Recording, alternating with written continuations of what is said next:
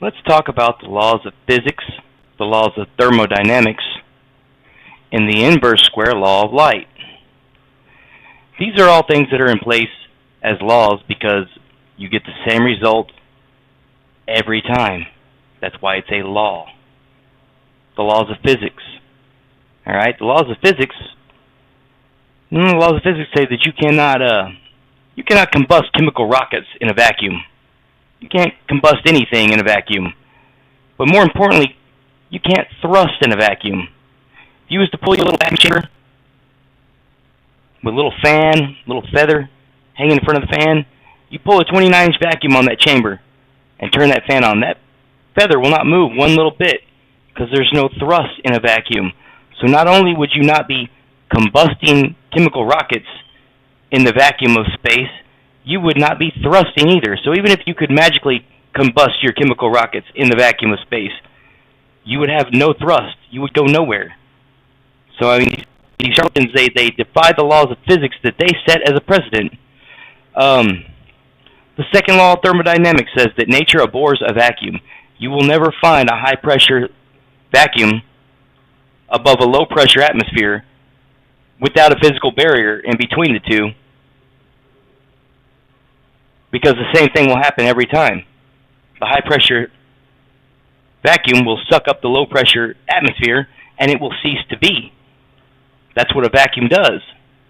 So when I try to tell you that we live on a round spinning ball that has an open atmosphere right next to the vacuum of space, that's never happened one time ever in nature. It can't.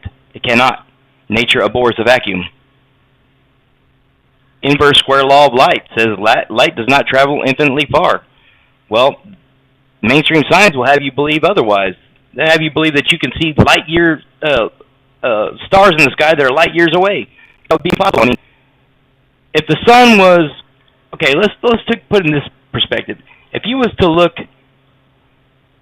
say, at the sky right now outside, and the sky, all you saw was the sun. The sun was one big-ass red spot, all right? Now, you took it 93 million miles away, and it's the size of a quarter. If you took it another 93 million miles away, do you think you're still going to see that shit? Not likely. The inverse law of light says that it's impossible. Light doesn't travel infinitely far.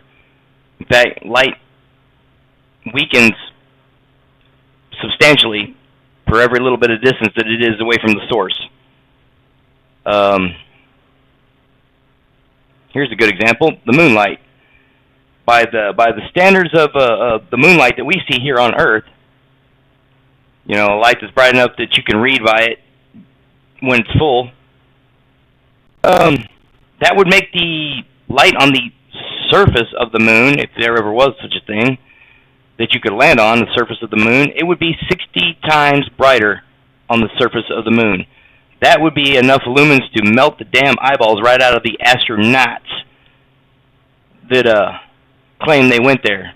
But you cannot land on the moon. The moon is an apparition. It is a hologram.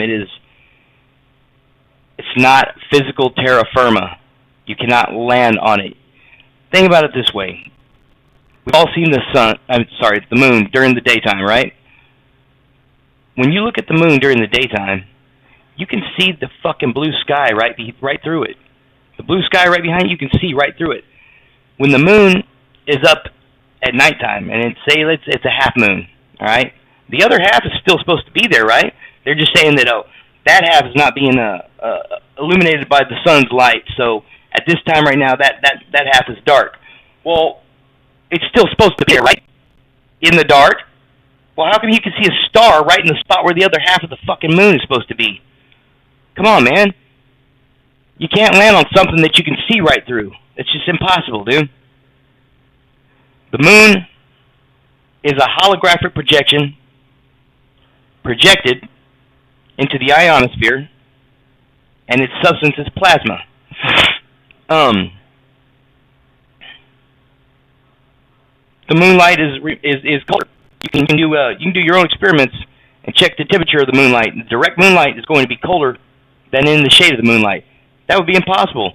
You know, like when you go out in the sunlight is, hotter in the direct sunlight and cooler in the shade? Well, it's the complete opposite with moonlight. Moonlight is colder in the direct moonlight and warmer in the shade of the moonlight. That would be impossible if it was reflecting the sun's light. But it's its own light. It's a cold light. It's a putrefying light. It's light for decay and rot and putrefaction and septicism. For instance,